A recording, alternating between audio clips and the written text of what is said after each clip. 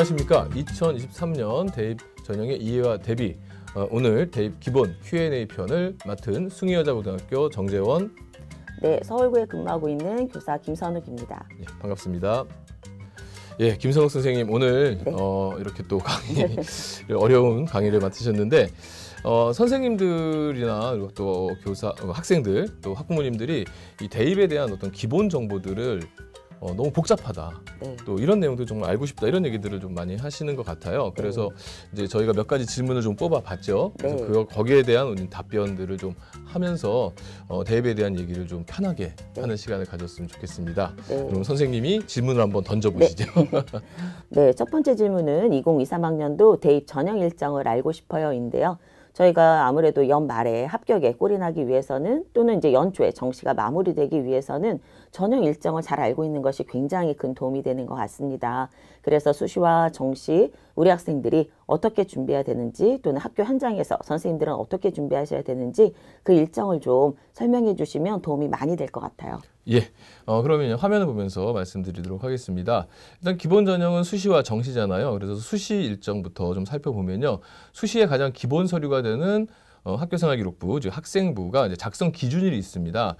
수시에 반영되는 것은 8월 31일까지의 학생부가 작성이 되는데요. 그러니까 8월 29일이나 8월 30일 날 봉사활동한 거 학생부에 등재될 수 있다라는 그런 뜻이죠. 네. 8월 30일 날 지각 결석하면 역시 학생부에 등재될 수 있다. 이런 뜻으로서 이제 8월 31일을 기준으로 하고 있고요. 그다음에 수시 원서 접수 직전에 학생들에게 가장 중요한 시험, 그 재학생, 재수생, 반수생 모두 다 같이 보는 어찌 보면 수능보다 더 많이 보는 시험이 이제 9월 수능 모의평가인데 학생들은 이제 자신의 위치를 정확하게 파악할 수가 있죠. 그래서 이 수능 9월 모의평가가 바로 8월 31일에 시작이 됩니다. 그래서 그날 시험 보고 가채점 한 거 가지고 이제 학생들은 바로 9월 13일부터 진행되는 수시 원서 접수에 뭐 내가 최저를 맞출 수 있는지 없는지, 또 정시로 간다면 어느쯤의 위치인지, 뭐 수시는 어떻게 골라야 되는지 이런 것들을 이제 고민해 볼 수 있는 그런 시간이 되겠죠. 수능은 이제 11월 17일에 수능이 시작이 되고요. 그다음에 12월 9일에 성적이 이제 통지가 되면 이후에 수능 최저학력 기준이 있는 대학들은 그거 맞춰가지고 이제 합격자 발표를 하게 되고 수능 최저학력 기준이 없는 대학이나 학과들은 또 그 전에 발표되기도 하니까 그건 뭐 각 개별 대학의 일정을 좀 참고하시면 좋을 것 같아요. 수시가 이제 12월쯤에 되면 12월에 되면은 이제 등록을 하죠. 합격한 대학에 이제 등록을 하게 되면은 거기서 이제 추가 합격, 충원 이제 기간이 또 주어지게 되고요. 정시 같은 경우는 학생부가 뭐 들어가는 대학도 있고 안 들어가는 대학도 이제 많이 있긴 하지만 그래도 기준은 있습니다. 11월 30일까지가 정시 학생부 기준일이 되겠죠. 그리고 이제 원서 접수는 그 해를 좀 넘겨요. 그래서 2022년 12월 29일, 30 2022년의 마지막 날부터 해를 넘겨서 이제 2023년 1월 2일까지 3일 그 기간 중에 이제 3일 동안 대학은 원서 접수를 하게 됩니다. 그리고 이제 2월 달이 되면은 합격자가 이제 최종적으로 발표가 되고 등록이 되고 최종적인 이제 대학이 언제까지 학생들을 이제 추가로 합격시킬 수가 없죠. 그래서 2월 16일까지 충원 마감을 하게 됩니다. 근데 이제 충원 마감이 됐음에도 불구하고 대학 입장에서는 이제 수시와 정시에서 학생을 못 뽑을 수가 있죠. 요즘에 그 규모가 굉장히 큰데 이런 경우에는 이제 추가 모집을 하게 되는데 이것은 2023년 2월 20일부터 28일까지 진행이 되고요. 전문대 같은 경우는 하루 이틀 더 하는 대학도 있으니까 나중에 일정 보실 때 참고하시기 바라겠습니다. 네, 아무래도 대입 전형 일정에서는 수시 학생부 작성 기준일, 그다음에 모의평가, 그리고 원서 접수일, 수능일, 합격일까지 저희가 잘 살펴봐야 될 것 같습니다. 예. 자, 그러면 저희 이제 두 번째 질문인데요.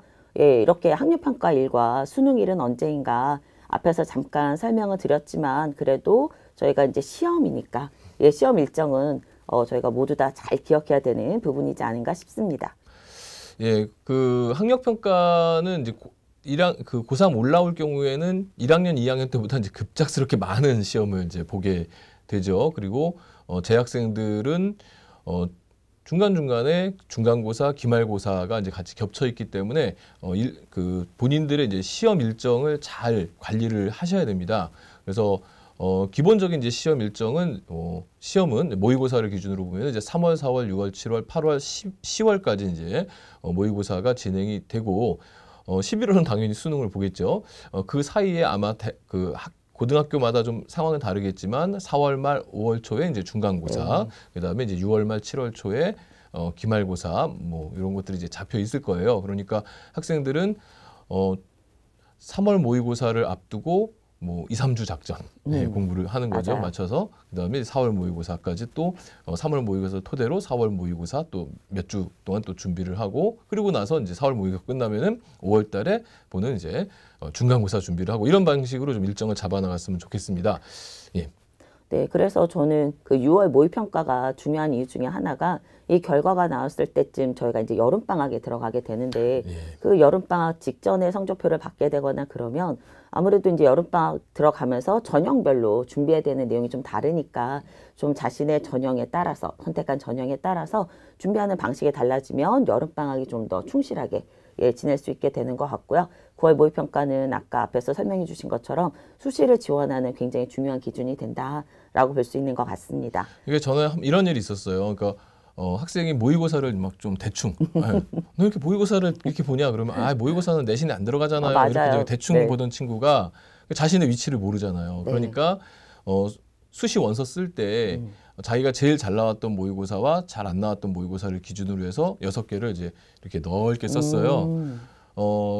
근데 얘가 그 수시에 이제 낮게 썼던 좀 안정권으로 썼던 대학에 합격을 했는데 나중에 수능까지 다 보고 나니까 수능 점수가 엄청나게 잘 나와서 후회를 하고 합격을 했음에도 불구하고 다시 재수를 하는 이런 불행한 일도 봤거든요. 그래서 모의고사를 정말 신중하게 봐달라 이걸 좀 당부드리고 싶네요. 네, 저도 그런 동일한 경험이 있거든요. 그래서 학생들한테 아니 모의고사가 뭐 성적표에 반영되는 건 아니죠. 저희가 뭐 생기부에 기록되는 것도 아니고 하지만 수능까지 갈 때 자신의 위치에 대한 어떤 객관적인 그런 평가를 할 수 있는 거기 때문에 좀 열심히 봐줬으면 좋겠다. 그러니까 중간고사, 기말고사 때문에 학생들이 힘들어하긴 하지만 그래도 모의고사는 전국 단위에서 어쨌든 자신의 위치를 확인하는 거기 때문에 좀 신경을 써서 봐줬으면 좋겠습니다. 네, 그럼 저희 3번째 질문인데요. 아무래도 대입 전형의 주요 특징이라고 하는 것이 있는 것 같아요. 저희가 이제 매년 사실 입시는 변한다라는 이야기를 하게 되는데 그럴 때 2023학년도 대입 전형의 주요 특징은 무엇인지 한번 설명을 해주시면 좋을 것 같습니다. 예, 이제 2023년 입시를 이해하기 위해서는 사실은 이제 2024년 입시를 우리가 좀 생각을 해야 되는 거죠. 그러니까 2019년 11월에 발표된 아시죠? 대입 공정화 방안. 이제 거기에 의해서 2024년 입시안이 사실은 좀 오래전부터 어떤 방향이 나왔습니다. 이제 그 안에 내용을 보면은 큼직하게 보면 정시가 확대가 되고 그다음에 이제 교과 전형이 신설이 많이 되는 이런 방식이었죠. 이제 그 중간 과정에서 이제 2023년이에요.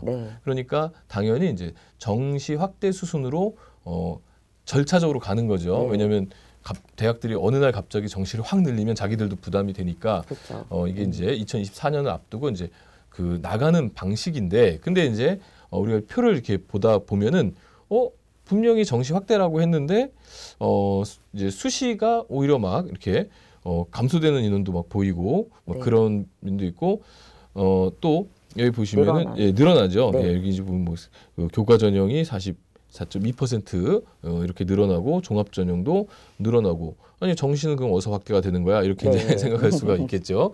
근데 어쨌든 전체적인 전형의 틀은 2023년의 전체적인 틀은 일단 수시가 는 것처럼 보인다. 예, 다음 커트를 한번 볼까요? 예, 수시가 는 것처럼 보인다. 그리고 정시는 오히려 또 감소된 것처럼 보인다. 이게 이제 2023년도 대입의 특징이다. 그러면 이제 이렇게 생각할 거 아니에요. 학생들이 2024년에 정시 늘고 는다는데 2023년은 왜 이래? 뭐 이렇게 생각할 수 있는데 요거는 이제 우리가 하나를 더 봐야지만 이해가 될 수 있는 겁니다. 예, 그게 바로 뭐냐면 네 번째 질문이죠. 그렇죠. 예, 바로 서울의 주요 대학. 그러니까 서울에 있는 주요 대학을 학생들이 가고 싶어하는 대학이잖아요. 그렇죠. 시조 만들어서 그렇죠. 예, 예, 시조까지 만들어서 3434 운율에 맞춰가지고 네. 가고 싶은 대학이 있는데 그 대학을 우리는 봐야 되는 거죠. 그렇죠. 예. 그래서 네 번째 질문이 2023학년도 서울 주요 대학은 어떤 전형의 선발 인원이 가장 많은가요?입니다.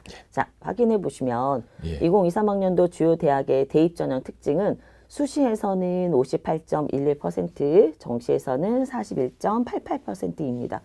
앞에 있었던 거랑 굉장히 큰 차이죠. 그러니까 그렇죠. 앞에 있었던 거는 전국 단위이고 예, 예. 우리 서울에 있는 학생들이 주로 가고 싶은 서울뿐만이 아니라 사실은 고3 학생이라면 그렇죠. 이렇게 서울의 주요 대학에 가고 싶은데 이 서울의 주요 대학에 가고 싶은 학생들은 와 정시가 41.8%나 되네 라고 하는 것을 확인할 수 있는 것이죠. 그렇죠. 그러니까 앞서서 봤을 때 분명히 정시가 줄었는데 네. 그거는 이제 결국 지방 소재 대학들이 맞아요. 지방 소재 대학들 입장에서는 이제 수시에 좀 많이 학생들을 확보하려고 해서 지방 소재 대학들이 이제 늘렸을 뿐이지 수시를 늘렸을 네. 뿐이고 정시를 줄였을 뿐이지 서울권의 학생들이 선호하는 대학은 2024년 기준으로 40%인데 맞아요. 이미 40%를 넘어서 네. 42% 가까이 가고 있다라는 게 2023년 주요 대학 입시의 특징이라고 할 수 있습니다. 네. 수능.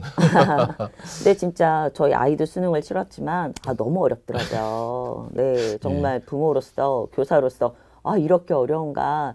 근데 이제 수능은 사실 N수생이라고 하는 학생들의 예, 강세가 있고요. 우리 재학생들 같은 경우는 아무래도 그 수시에 비중이 조금 더 있는 것 같습니다. 그래서 수시를 그래도 준비한 학생들은 수시에 좀 충실하게 하고 자신의 어떤 유불리에 따라서 아까 왜 6월 모의평가를 가지고 저희가 방학 때 전략을 세운다고 했던 네. 것처럼 좀 수시와 정시 자신에게 맞는 전형을 선택해서 좀 집중해주는 작업이 있으면 조금 더 좋은 결과를 거두게 되지 않을까 싶습니다. 예. 네, 저희 다섯 번째는 2023학년도 특별 전형이에요. 그러니까 우리 학생들은 보통 일반 전형이고 특별 전형이라고 하는 것이 무엇인지 그것에 대해서 좀 설명해 주시면 요 특별 전형에 해당하는 학생들과 학부모님들에게는 큰 도움이 될 것 같습니다. 예. 특별 전형은 이제 크게 뭐 네. 옛날에는 뭐 어학 특기자 전형도 있었고 맞아요. 뭐 정말 특별한 준비가 돼야 되는 것을 특별 전형이라고 생각을 했는데요. 이제 최근에는 이제 그런 것이 아니고 네. 특별 전형이라고 하면은 좀 일반적인 자격 조건과 다르게 이제 네. 특별한 자격 조건을 가진 학생들을 선발하는 전형인데요. 크게 나눠 보면은 그 사회 경제적인 이제 배려 대상이 있고 그다음에 대학이 나름대로 뭐 사회에 기여한 사람이라든가 이제 요런 분들의 이제 자녀들을 뽑는 어떤 독자적 기준이 있어요. 그래서 네. 사실상 이제 의무적으로 대학들이 하는 것은 이 사회 경제적인 배려 대상 전형은 이제 의무적으로 진행을 하고 있고 이 독자적인 전형 같은 경우는 이제 대학에 따라서 전형을 실시하는 경우도 있고 또 그렇지 않은 경우도 있고 또 자격 조건도 대학마다 좀 다른 네. 이런 형태를 이제 보이게 되죠. 예. 그래도 굉장히 많은 인원인 것 같아요. 그러니까 2023학년도에는 고른기회 특별 전형의 선발 인원 비율이 15.8%다. 그러면 정말 그 대상이 되는지 안 되는지를 선생님이 말씀해 주신 것처럼 그런 기준에 따라서 확인하는 작업들이 꼭 있어야 될 것 같습니다. 예, 그렇습니다. 그리고 이제 대학 입장에서 네. 보면 이제 뽑을 때 선발을 할 때 대학 정원 내로도 뽑고 또 네. 정원 외로도 이렇게 또 선발을 하는 그 과정들이 있어요. 그래서 이런 부분들은 학생들이 이제 좀 눈여겨 보셔야 되는 부분들인데 정원 내로 뽑는 부분들은 이제 모집 인원이 그래도 크게 좀 아주 적은 부분은 아닌데 정원 외로 선발할 때는 막 한 학과에 막 맞아요. 한 명, 두 명 이렇게 아니면 아예 안 뽑는 학과들도 있고 그래서 그런 것들을 좀 잘 살펴보셔야 될 것 같습니다. 네. 예. 자, 그럼 이제 여섯 번째 질문인데요. 특별법에 의해서 설치된 대학은 어디인가요?인데 아니 특별법에 의해서 설치된 대학도 있어? 라고 그러니까 처음 고3을 이제 올라오는 학생들이고 학부모님들 같은 경우에는 의문을 가지실 수 있을 것 같아요. 그래서 우리가 그 부분에 대한 설명도 한번 드려야 될 것 같습니다. 예. 대한민국 법치국가죠. 예, 법치국가라서 우리 학생들이 가는 대학은 보통 이제 고등교육법에 의해서 설치된 대학교 그리고 이제 우리가 일반 대학이라고 얘기를 하는데 네. 이제 그 일반 대학 외에 이제 특별법에 의해서 설치된 대학, 그러니까 뭔가 특별한 거, 아까 그쵸. 특별 전형하고는 다른 겁니다. 그러니까 이제 뭐가 특별한 거냐? 네.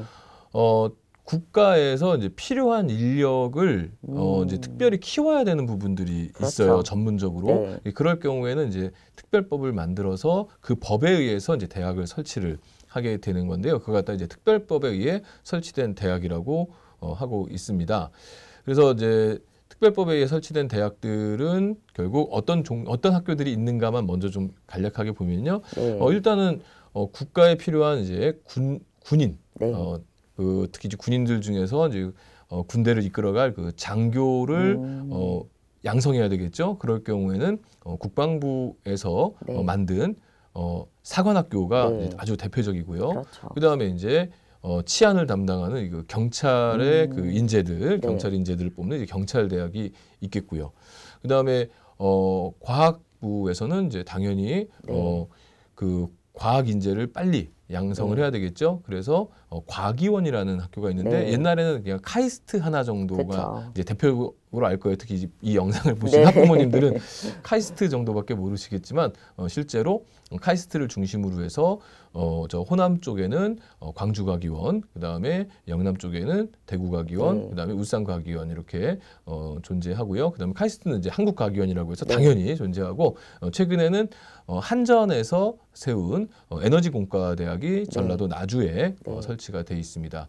그다음에 이제 문화 인재도 중요하죠. 그쵸. 요즘에 우리나라 그 문화산업 수출이 아주 대단하지 그렇죠. 않습니까? 그래서 문화 인재를 양성하는 한국예술종합학교 한예종이라고 하죠. 네. 그다음에 이제 전통문화학교 이런 학교들이 있고 그다음에 이제 기술 인력을 직접적으로 이제 양성하는 이제 폴리텍 대학이나 한국농수산대학 같은 경우가 특별법에 의해서 설치된 대학이라고 할 수 있겠습니다. 네, 그러니까 진짜 국가의 어떤 필요에 의해서 이렇게 분야별로 좀 잘 나눠진 것 같습니다. 자, 이에 대학들은 복수 지원 금지 및 이중 등록 금지 원칙을 적용하지 않아서 수시 6회 안에 포함되지 않는다는 것을 기억해 주시면 좋을 것 같아요. 예, 특히 이제 이 부분이 뭐냐면 네.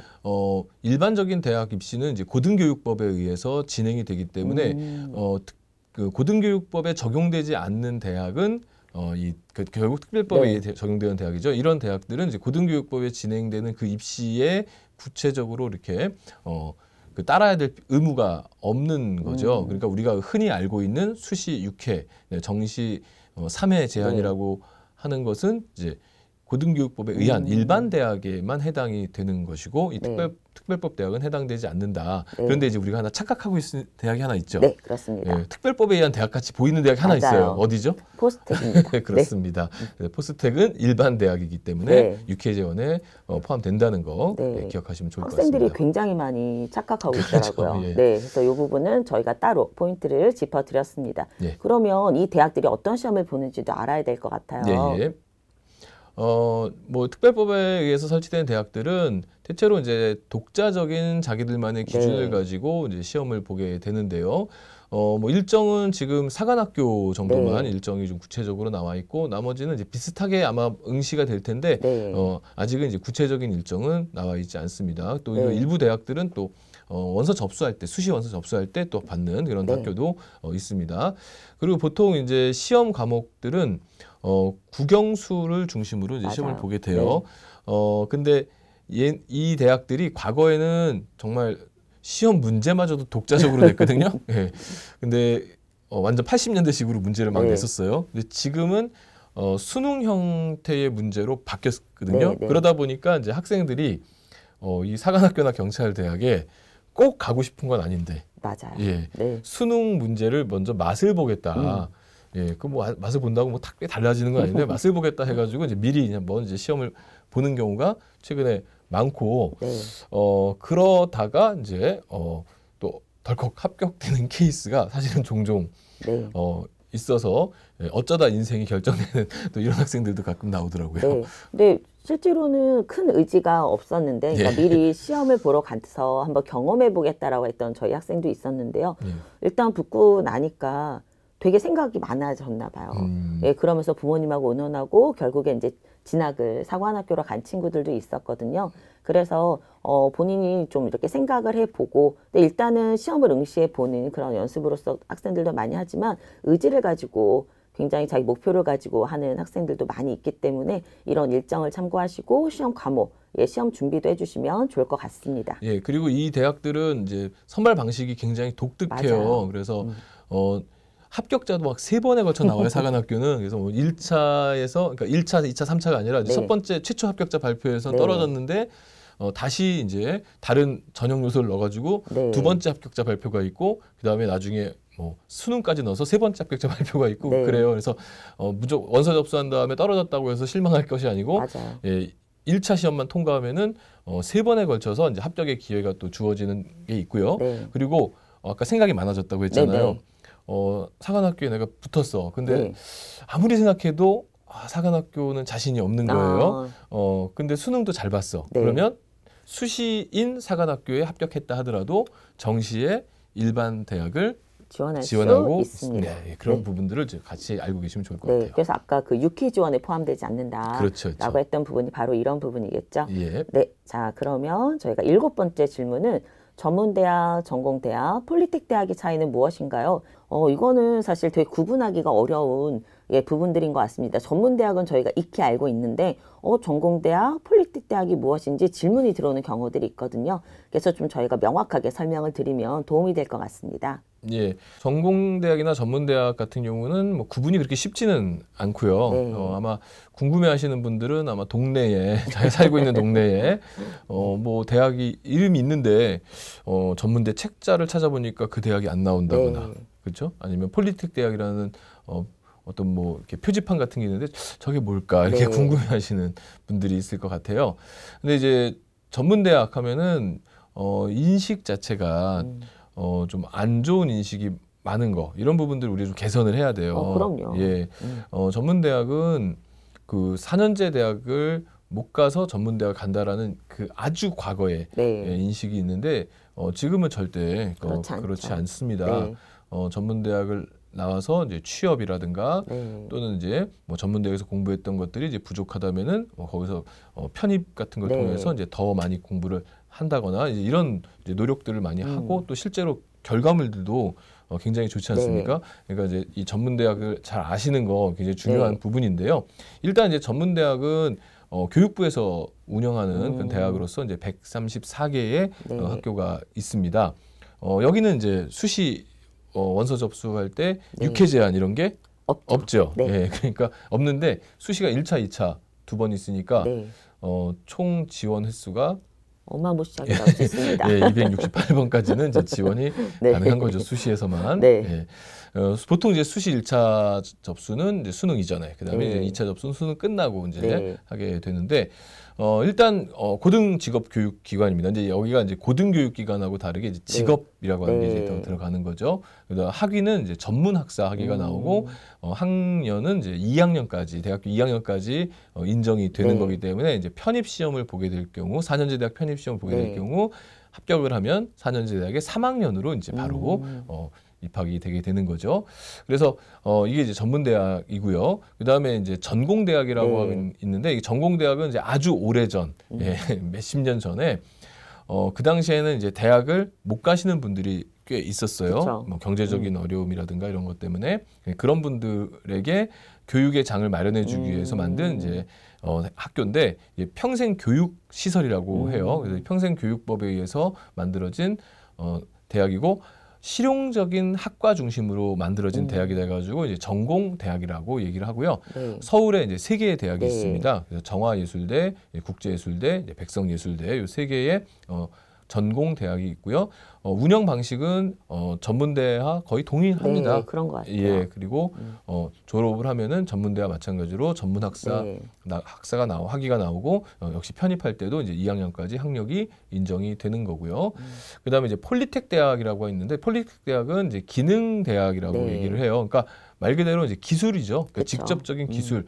그러니까 우리가 이제 큼직큼직한 어떤 기술, 기계공학, 전자공학, 네. 전기공학 이런 것들은 흔히 우리 잘 알고 있는 기술인데 사실은 이제 그런 큰 기술 말고도 자잘하게 이게 이 노동자들의 손이 가야 되는 부분들이 사실 맞아요. 많이 있죠. 그러니까 그런 부분들에 대한 이제 전문적인 어떤 기술을 가르치는 학교가 이제 폴리텍 대학이라고 하는데요. 역시 이제 이건 이제 국가에서 고용노동부 쪽에서 아마 이게 운영이 될 거예요. 그리고 네. 법도 이제 근로자 직업능력 개발법에 네. 의해서 이제 설치된 이런 학교인데 여기도 그 입시 과정이 있어요. 네. 그래서 내신 성적을 본다거나 하는 입시 과정이 있으니까 개방대학이라고 해서 누구나 가는 이런 대학이 네, 아니라는, 네. 아니라는 점 명심하시기 바라겠습니다. 네.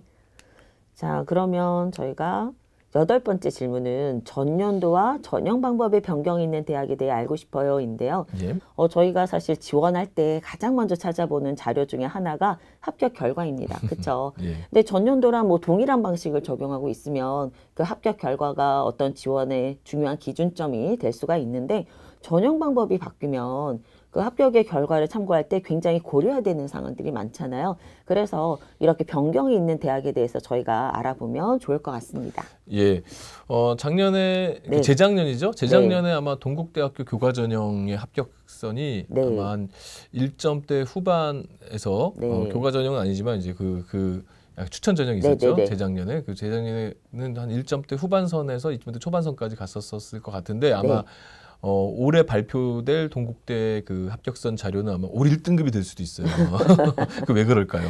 네, 그러니까 교과를 반영하는 과목이 적어지면 내신 성적은 올라가죠. 예. 그리고 이제 서류 평가가 있었습니다. 예. 근데 그 서류 평가가 실질적으로는 굉장히 큰 영향을 주었다고 해요. 예. 그러니까는 교과 전형이지만 서류가 굉장히 중요했고 그렇다면 그 서류가 무엇인가를 봐야 되는데 올해 건국대와 경희대 그다음에 사실 뭐 서울대 정시까지도 예. 이런 서류 평가 반영이 있습니다. 예. 그래서 이런 부분에 대한 설명을 좀 해주시면 좋을 것 같아요. 예, 그렇죠. 그러니까 동국대가 그렇게 서류 평가를 했던 부분이 아마 건대 경희대 자극이 됐던 것 같고 서울대는 이제 이미 몇 년 전부터 이제 그 평가를 서류 평가 부분을 좀 넣겠다라고 특히 정시에서도 넣겠다 그쵸. 이런 얘기를 했으니까 뭐 거기에 대해서 한번 살펴보도록 하겠습니다. 건국대와 경희대 같은 경우에는 뭐 그냥 학생부 종합을 하는 것 같아요. 동국대처럼. 근데 이제 서울대는 조금 이제 내용적으로 다른데 이게 좀 미리 예고가 됐던 부분이죠. 서울대는 원래 정시에서 어떻게 선발했죠? 수능 100이었습니다. 그렇죠. 수능 100%로 이제 선발을 했는데 이제 올해 입시부터는 여기에 이제 교과 평가를 넣겠다라고 이야기를 하고 있습니다. 네. 또 복잡해요. 이게 뭐 서울대 지역 균형, 정시 지역 균형도 있고 네. 정시 일반도 있는데 어쨌든 맥락적으로는 이 교과 평가가 들어갔다는 게 이제 핵심이 되겠죠. 예. 교과 평가가 뭐냐? 그러면 교과 평가는 일단은 이제 1단계는 수능으로 선발을 하고 이제 2단계에서 교과 평가라고 하는 점수가 이제 뭐 지역 균형에서는 40, 그다음에 이제 일반에서는 이제 20%가 이제 들어간다라고 하는 그런 뜻입니다. 근데 이 부분의 비중이 뭐 생각보다 아주 크거나 이러지는 않은 것 같아요. 왜냐하면 기본 점수가 이제 15점이 그쵸. 들어가고 이제 나머지 5점을 두 사람이 평가를 한다 이렇게 돼 있는 거잖아요. 그래서 5점 차니까 뭐 15점 기본으로 주고 그럼 뭐 수능 워낙 잘 보는 친구들이니까 이게 무슨 얼마나 영향이 있겠느냐라는 주장과 그래서 서울대는 1, 2점짜도 엄청 크다라는 주장이 사실은 있는데 어쨌든 교과평가가 들어간다는 것은 이제 학생들 입장에서는 약간의 좀 생각을 갖고 있어야 될 그런 부분인 것 같아요. 이 교과평가는 이제 크게 세 가지로 이제 나눠져 있더라고요. 그러니까 첫 번째가 어떤 과목을 이수했는가. 이수 정도. 그렇죠. 이수한 과목들을 이제 살핀다는 거죠. 그래서 뭐 공대를 올 학생이 내신 성적의 등급만 잘 받기 위해서 나중에 공대 들어갔을 때 필요한 과목들을 하지 않고 좀 쉬운 과목들로 내신을 다 먹고 좋은 내신으로 들어오는 이거는 이제 서울대에서 원치 않는다는 거죠. 그래서 어떤 과목을 이수했는가를 이제 본다는 거고 그다음에 이제 두 번째는 도전 정신이에요. 그러니까 내가 어떤 대학에 어떤 학과에 어떤 전공에 들어가서 꼭 필요한 준비돼야 될 고등학교 교과목이 있는데 내가 이거 선택하려니까 친구들이 아무도 안 듣는다는 거죠. 나는 경영학과, 경제학과를 가고 싶어서 경제라는 수업을 꼭 좀 듣고 싶었는데 친구들 불과 한 15명 이렇게 듣는 거예요. 그렇게 되면 이제 어떤 부담이 생기죠? 내신 등급이 안 나오죠. 그렇죠. 서울대인데 내신 다 떨어지면 어떻게 이런 생각 할 거 아니에요. 이제 그런 부분에서 이제 대학 측에서 밝힌 것은 뭐냐면 과목의 어떤 난이도, 특히 뭐 문과에서는 경제, 이과에서는 물리 2가 이제 그런 개념이 많이 강하죠. 난이도를 좀 보겠고, 그 다음에 수강 인원, 그러니까 도전 정신 본다는 거죠. 수강 네, 인원이 네. 적더라도 나는 이 과목을 들어야 돼 하면서 네, 이제 그쵸. 과감하게 듣는 그러면서 이제 원점수, 평균, 표준 편차도 볼 것이고 네. 하면서 뭐가 하나 빠졌어요.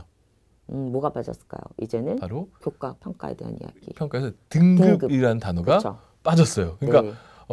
등급이라는 단어를 아마 서울대 책자에 딱 등급을 보겠습니다 하고 명시하면 학생들이 1등급만 와야 그렇죠. 되겠구나. 예, 그리고 내신 성적이 네. 불리한 과목은 안 이수를 되겠다. 안 하겠죠. 네. 그러니까 그런 부분들을 서울대가 이제 아니다. 그러면서 이제 등급이라는 말은 물론 등급이 우수해야 됩니다. 네. 우수해야 되지만 그 부분에 대한 부담을 조금 줄이는 줄여주는. 차원에서 이제 일종의 도전 정신을 강조했고요. 이제 세 번째는 누구나 다 알고 있는 교과 세트. 네. 그래서 이게 세 가지가 들어가서 이 세 가지를 바탕으로 이 5점을 이제 부여하는 이런 방식으로 간다 이렇게 보시면 되겠습니다. 네, 그러니까 부모님들이 되게 걱정하시고 질문 주시는 것 중에 요즘에 아이들이 줄었잖아요. 네, 예, 예. 그래서 학교에 사실은 전교 학생들도 되게 줄었어요. 그렇죠. 근데 요 과목을 이수했을 때 우리 아이가 내신에 불리함이 있는 거 너무 뻔한데 해야 되냐. 근데 사실 이렇게 대학에 가기 위해서 우리가 그 전공이 필요한 것들은 꼭 해야 되고 그게 2015 개정 교육과정과 그다음에 고교학점제에서 추구하는 방향이고 그렇죠. 그것이 이제 반영되는 부분들이기 때문에 아무래도 저희가 그 전공을 정할 때 필요한 교과목에 대한 것들을 꼭 확인하시고 그 부분들을 좀 잘 이수해서 그런 평가를 받을 수 있으면 좋을 것 같습니다. 그렇죠. 그러니까 소신껏 내가 맞아요. 좋아하고 공부하고 싶은 고등학교 과목들을 좀 공부를 했으면 한다가 이제 서울대 교과평가의 네. 포인트라고 할 수가 있겠고요. 그러니까 이렇게 나오니까 이제 학생들 입장에서는 그럼 뭘 들어야 돼? 나 이렇게 맞아요. 되잖아요. 그래서 2024년에는 네. 아마가 아니죠. 2024년도에는 그 핵심 과목, 권장 네. 과목 해가지고 서울대가 네. 구체화된 과목들을 공개를 했습니다. 그건 네. 아마 서울대 홈페이지 가서 네. 참고하셨으면 좋겠는데 그게 2024년이기 때문에 오늘 설명에서는 좀 생략하도록 하겠습니다. 네. 자, 그럼 이제 저희 맨 마지막 정리를 해볼까 해요. 예. 2023 대입 전형의 특징을 요약하자면, 그러니까 예. 꼭 이것만은 기억했으면 좋겠다라고 예. 하는 것들을 좀 하면서 마무리를 짓고자 합니다. 예, 네. 한번 몇 가지로 한번 정리를 해봤는데요. 네. 우선 이제 뭐 설명 다 된 겁니다. 네.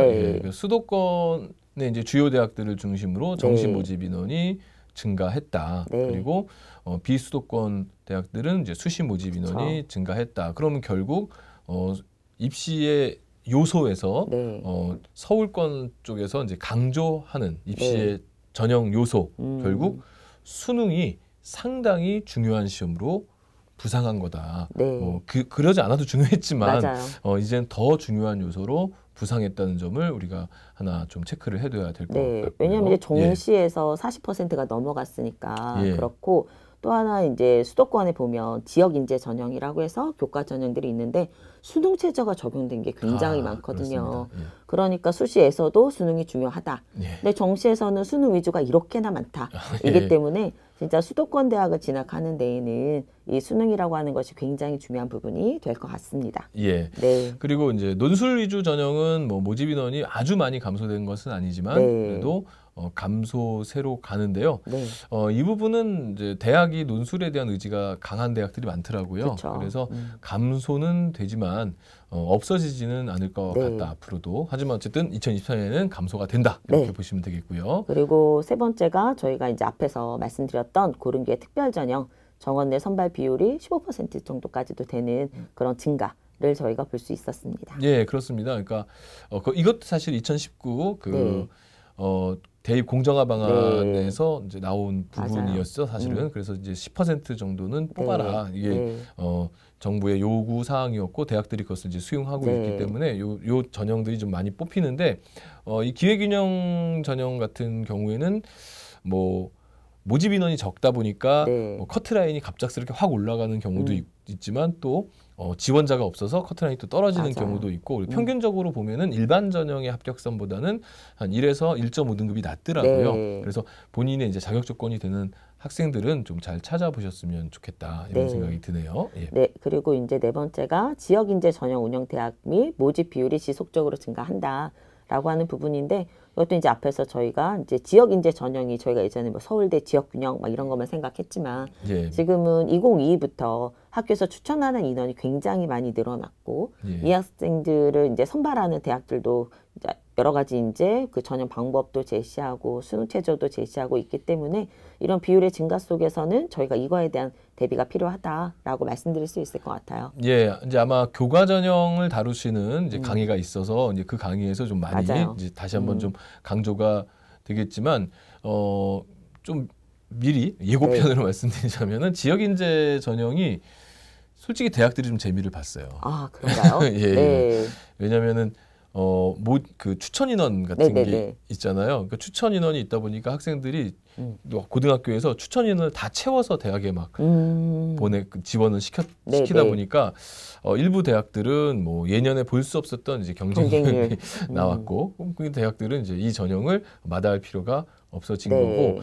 거고 또 한편 저는 이제 생각할 때 그동안 이제 그 학생부 종합전형은 학생이 조금 더 적극적인 필요가 있잖아요. 네네네. 근데 우리 얌전하게 내신 관리만 잘하는 친구들 그런 친구들에게는 이 지역인재 전형이 상당히 좀 네. 의미가 있는 전형이어서 네. 뭐 저는 이런 부분들을 좀 우리 학교에서 잘 캐치해서 좋은 아이들을 네. 좀 많이 보냈으면 왜냐하면 좋겠습니다. 학생들마다 다 개성이 다르거든요. 진짜 종합전형에 적합한 친구들이 있고요. 네. 정말 열심히 공부하지만 자기를 드러내는데 아직 좀 어려움을 가지는 친구들이 예. 있으니까 저희가 학생들의 특징에 따라서 이런 전형을 선택해서 지원을 한다면 더 좋은 결과가 있을 것 같습니다.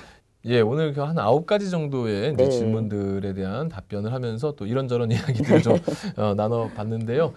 이 영상은 이제 뭐 일종의 도입 부분이니까 네. 다른 강론들이 좀 많이 네. 있어요. 그런 강의들 좀 우리 선생님과 학생들이 많이 참고하셔가지고 입시에 좀 도움이 됐으면 좋겠습니다. 네, 진짜 이게 도입부거든요. 그래서 강의가 사실 길어지게 되면 잘 안 보시게 되는데 그 이후에 중요한 강의가 많이 있습니다. 그래서 도입부의 기준점을 잘 가지고 그다음에 각 전형에 대해서 살펴보시면 조금 더 도움이 될 것 같습니다. 올 한 해 좋은 결과를 이루기 위해서 열심히 달려가셨으면 좋겠고 꼭 도움이 되었으면 좋겠습니다. 감사합니다.